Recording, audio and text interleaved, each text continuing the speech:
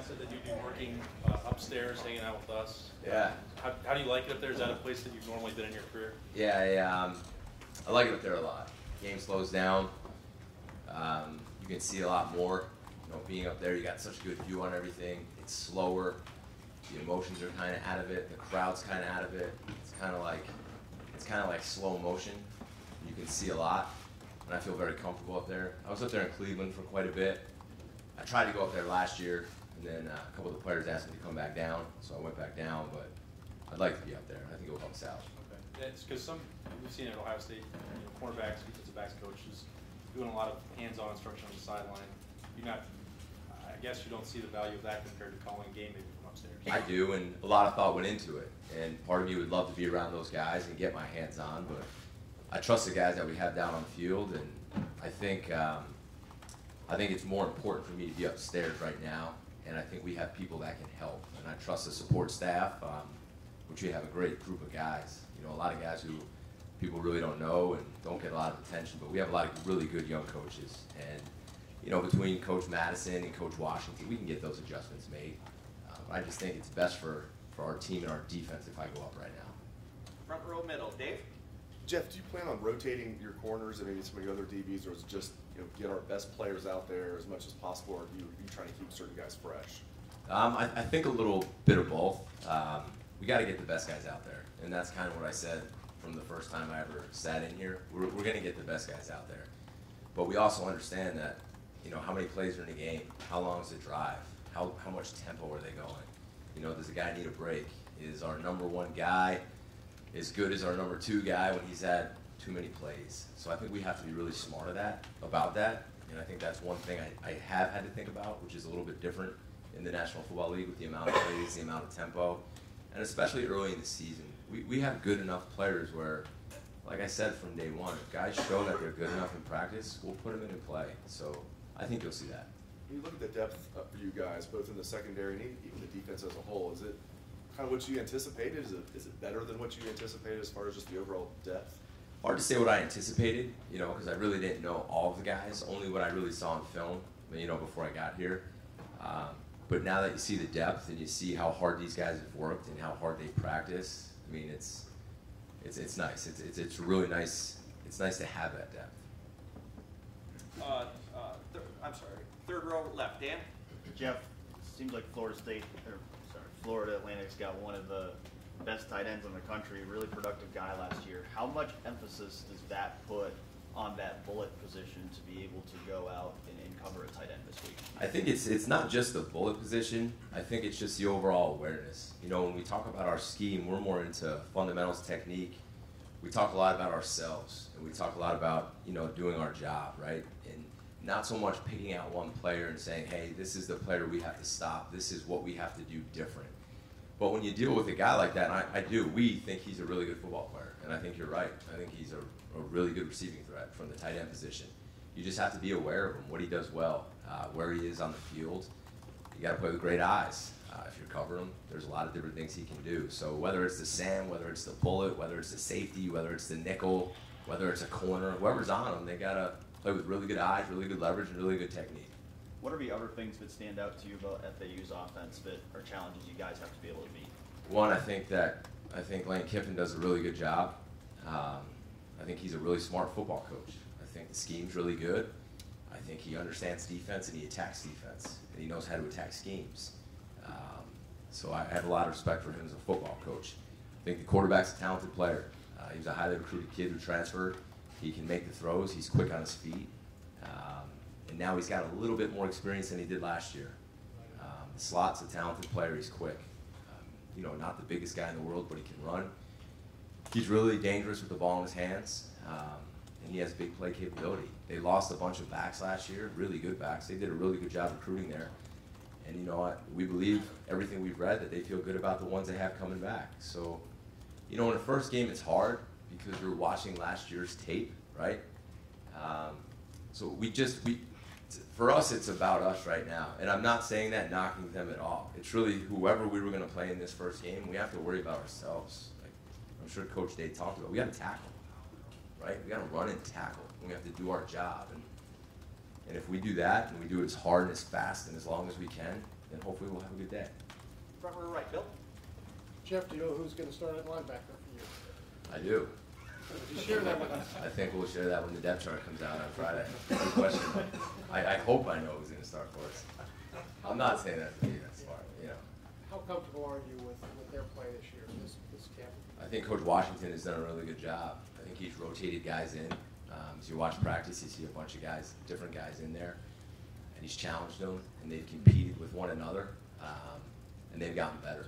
And I think Coach Washington has done a really good job with that. Hey, could you talk about how the coaching staff has meshed? Obviously, most of you are new together. What's that process been like? It's been a lot of fun. I think Coach Day put together most importantly, a really good group of guys. We have fun together in there. We challenge each other. You know, I think it's different where I don't think anybody's afraid to say what's on their mind, to come up with an idea, where we've all sat in rooms before and it's kind of like you bite your tongue because, you know, I shouldn't say anything here, whether it's in the run game or the pass game. No, like if I ask a question and I'll say, anybody else see it different? Even if it's at the back end, you guys see it the same way. Is there anything else you guys think is better? And I think our whole room is thinking like that. And I think that's very important because at the end of the day, all we want to do is come up with the best plan where we feel our kids can play the fastest and go try to win a game. So it's been really good. It's a really good group of guys. Second row left, Ari. Jeff, you are obviously an NFL guy, and a lot of way too early analysts think that Jeff Okudah has the tools to be a top 10 pick in the next year's draft. Aside from just the physical tools, do you see this as the next guy, or him being the next guy in the long list of the Ohio State cornerback tradition of NFL talent? Does that make sense? Yeah, definitely makes sense. I mean, it'd be hard not to ask that question if I were you and you were talking about Jeff. And I'll say the same thing that I say to Jeff. I mean, Jeff has the talent. He does. He's got the size. Just look at him. He's got the length. He can run. He played some pretty good football last year, but he hasn't played a whole lot. And he does have a lot to work on. And in order to, those top picks, those top guys, to me, it is talent, it is size, it is length, it is speed, but it's also the mindset. And every great one that I've ever been around, their mindset's different. And it's the way they approach practice every single day. It's the way they approach walkthrough. It's the way they approach coming in and getting treatment. It's the way they approach studying at night and asking questions and then coming in to be ready to practice and doing it every single day. And if Jeff can learn to do that and that becomes who he is, then I do think he has a chance. But those are the things that I talk to him about. I don't ever talk to him about where I see him going in the draft, or he asks me a lot of questions about the NFL, you know, what it's like, and I just try to guide all those guys on what it is going to take, not just to be a pro, but to be an exceptional one. Because like I said, I mean, I was lucky to be around some Hall of Fame guys, so I have a vision of what it looks like, and I'm trying to guide him there. But for me to say right now that he's going to be a first-round pick, you know what, at the end of the season, hopefully I'll have a clear picture for that. When you look at just his ability, the way he approaches things, does he seem like somebody that you can rely on for this team to be the #1 corner? Yeah, we need to rely on him. You know, to be honest with you, it has to be all those guys that are going to be out there on Saturday. They're talented players. And the way they work, and the way they practice, and the way they bought in, I'm relying on all those guys right now. So I don't want to single out Jeff for that, because you could talk about Damon and you could talk about Sean. Every one of those guys we're going to have to rely on, and I hope that they're developing that mindset. Third row right, Rob. In baseball, there's a lot of guessing. The hitter is guessing what's coming. I'm just wondering if there's any correlation with the job you do. Do you guys have to guess what the offense is going to do from play to play? Do you take a chance, or is it not work that way? Well, I don't think it's guessing. I think that, you know, the hard part is when you start a season and you're watching all last year's tapes and tendencies, and you know they watched it as well. So if you get, say you get 85% chance on this down and distance, on this hash, and this personnel group, we know they're going to run this. That might have worked last year, but they saw that too, right? So now they probably changed that. So I think we have to be very calculated. And again, it goes back to in this game, I think we have to be who we are. I think we have to line up and play, get our cleats in the ground, play as hard and as fast as we can, tackle, get off blocks, cover, play with great eye discipline. And I don't think there's going to be a whole lot of guessing or taking chances. I think we're going to try to play good, solid football. as you get into the season later on and those tendencies start to build and you have all that data, then I think it's a little bit different. But these first games, you kind of never know. And that makes it challenging. What's it feel like when you guess right? Feels great. Call a blitz from the right hash into the right play and say, shit, I got it. I guess I shouldn't have said that. Sorry, Jared. We're just going to rewind the tape. Second row, right. Tony? Just came out. Jeff, along with that, you say you want a defense that just you can plug and play anybody. You have all these chess pieces. How important to the success of this defense is your ability to play chess? Again, and this is the truth, I think this is a player's game, you know, and I think sometimes we as coaches, we overcomplicate it, and I mean that. I think that we work hard all week to try to put them in the right position and not confuse them, right? And if we try to get too complicated and we confuse them, it doesn't look good on Saturdays. So our philosophy right now is to try to make it as crystal clear as we can, and then on game day, we gotta go play ball. And I don't foresee us like making wholesale maneuvers or changes where they do this, we do this. Yeah, we have answers. Because in defensive football, to us, if you know what your weakness is, you know what your issues are, right? If we run cover A, you know where the issues are in those coverages, right? But that's why you also have cover B and C. Not everything works great against this play, right? So we have to be able to change that up, but not change who we are, if that makes sense to you. Got time for a couple more. Second row left, Bill? Jeff, you guys have spent months putting this defense together. You seem to really like your pieces. Is there anything added to it, knowing that in your first game you're going against an offensive coordinator who has a reputation for being aggressive, like you said, being creative, that he's going to give you something that's challenging? No, we know he will be challenging because we have a lot of respect for him, and I think there will be some things, and that's why, you know, we told the guys, like, you're going to see some stuff that you've probably never seen before, and it's okay. And if they hit us on a play, it's okay. Just line up and play again.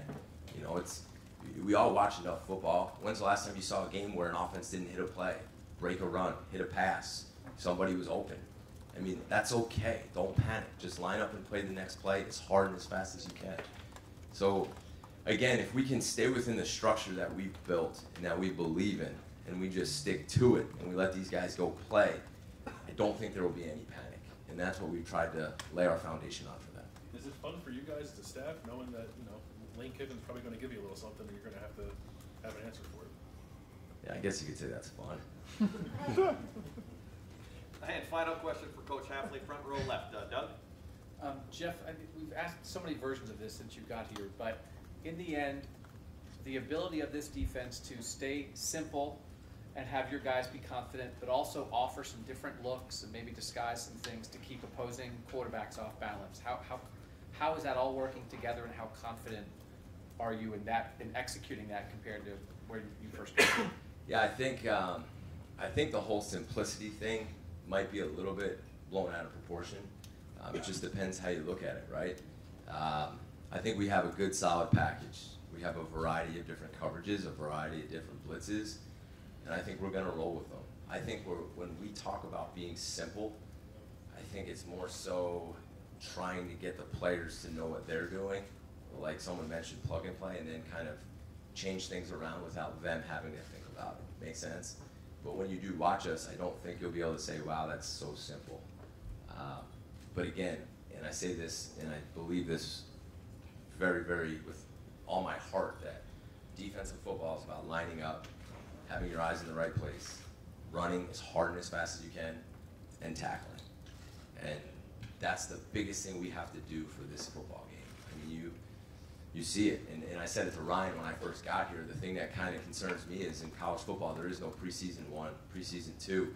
In the NFL, in the first preseason game, you miss a lot of tackles. And then preseason 2, you miss a little bit less. Preseason 3, you're still missing too many. And then usually around the first game, you got it. We don't have that luxury.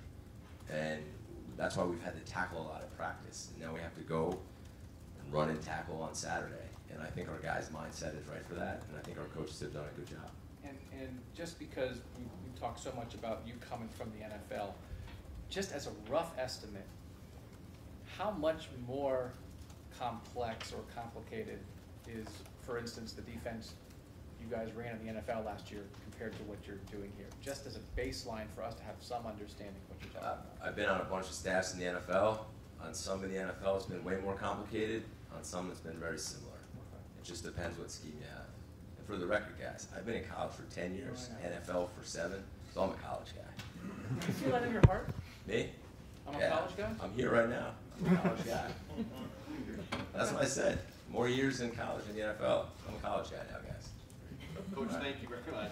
Thank you, Jeff.